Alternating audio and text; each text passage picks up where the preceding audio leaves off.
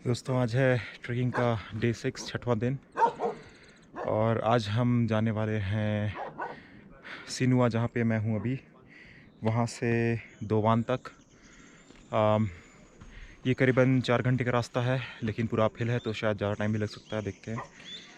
पहले तो original plan था कि हिमालय तक जाएंगे, लेकिन क्योंकि काफ़ी लंबा दिन था कल, तो हमने सोचा कि आज शायद हम एक छोटा दिन छोटी ट्रैक करेंगे आज और दोवान में ही रुकेंगे। देखते हैं कि आगे किस तरह का ट्रैक होता है आज। तो दोस्तों, इससे पहले कि हम आज का सफ़र जो है स्टार्ट करें, मैं आपको बताना चाहूँगा हाई एल्टीट्यूड के कुछ खतरों के बारे में।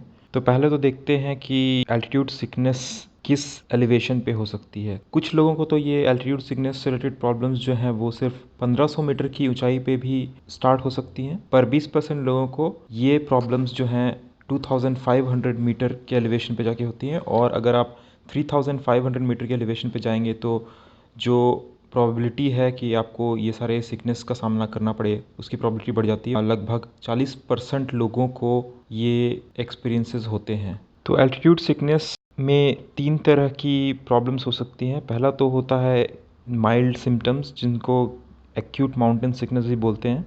तो एक्यूट माउंटेन सिकनेस के जो सिम्टम्स होते हैं वो है सर दर्द, भूख ना लगना और हाथ पैर फूल जाना। इस तरह के सिम्टम्स हो सकते हैं। फिर इसके बाद हम बात करेंगे कि अगर ये सिम्टम्स बहुत ज़्यादा एक्सट्रीम लेवल पे होते हैं तो क्या क्या हो सकता है। तो पहला तो है हाई एल्टीट्यूड पल्मोनरी एडिमा या HAPE, हेप भी बोलते हैं उसको। तो इसके जो सिम्टम्स होते हैं वो हैं dry cough, fever, shortness of breath, मतलब खांसी, बुखार और सांसों का फूलना। तो ये सांसों का फूलना जो है, ये जब आप रेस्ट पे हैं, जब आप चढ़ाई नहीं कर रहे हैं, जब आप बैठे हुए हैं कुछ टाइम तक, उसके बाद भी अगर आपको शॉर्टनेस ऑफ ब्रेथ हो रहा है, आपकी सांसें फूल रही हैं, तो इसका मतलब आपको HAPE हो सकता है। और इसके बाद जो अगला है वो है हाई एल्टीट्यूड सेरेब्रल एडिमा। तो सेरेब्रल का मतलब दिमाग। दिमाग के अंदर जो है पानी भर जाना। इसके सिम्टम्स क्या होते हैं? सीवियर हेडेक, और जो आपके चलने का तरीका है वो आप लड़खड़ा के चलेंगे, और इसके अलावा आपको चक्कर आ सकते हैं, आपको उल्टियाँ हो सकती हैं।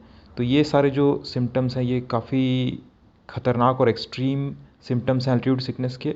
और अगर आपको ये सारे सिम्टम्स आते हैं तो उसका सबसे आसान तरीका उसको सॉल्व करने का ये है कि आप वापस नीचे की तरफ जाएं और अपनी चढ़ाई रोक दें। एल्टीट्यूड सिकनेस से बचने के क्या क्या तरीके हैं? जो सबसे इम्पॉर्टेंट तरीका है वो है एल्टीट्यूड एक्लिमेटाइजेशन।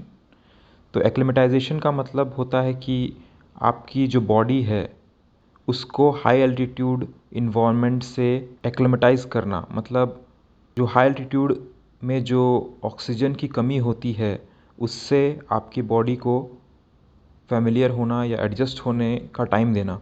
अगला जो पॉइंट है वो भी इससे रिलेटेड है, जो कि ग्रेजुअल असेंट है। इसका मतलब कि आप एक दिन में बहुत ज़्यादा एलिवेशन गेन ना करें 2500 मीटर्स के से ऊपर। चढ़ाई है वो ग्रेजुअल रखें, एक दिन में बहुत ज़्यादा चढ़ाई ना करें, ताकि आपके बॉडी को सफिशिएंट टाइम मिल सके जो लो ऑक्सीजन इन्वायरमेंट है उसमें एडजस्ट होने का।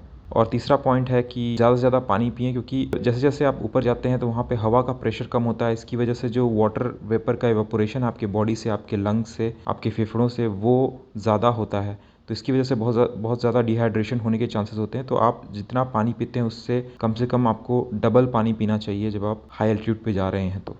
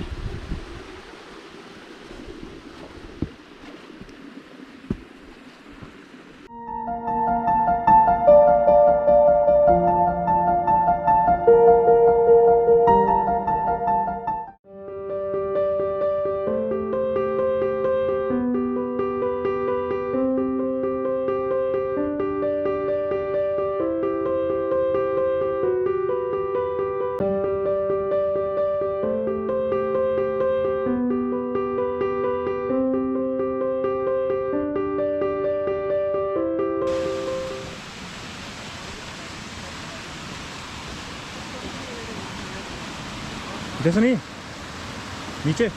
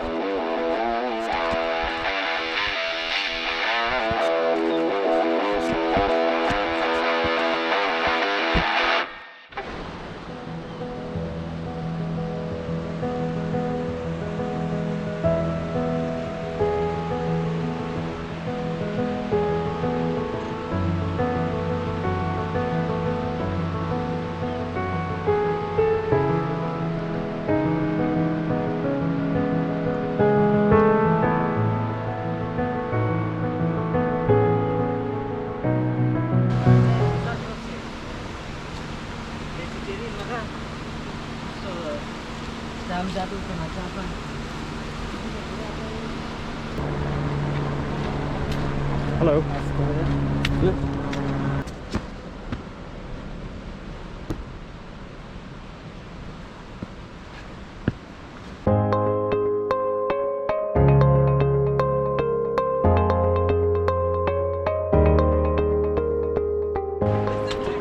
हेलो नमस्ते नमस्ते हेलो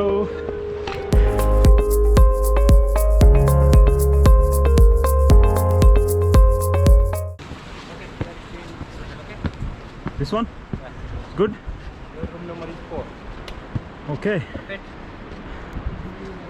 तो दोस्तों हम पहुंच चुके हैं अभी दोवाल और यहाँ पे हम रहने वाले हैं रूम नंबर 4।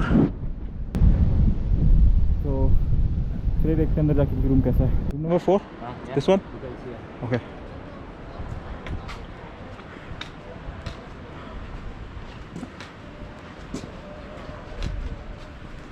我告诉你，明晚回去安排10辆特种线。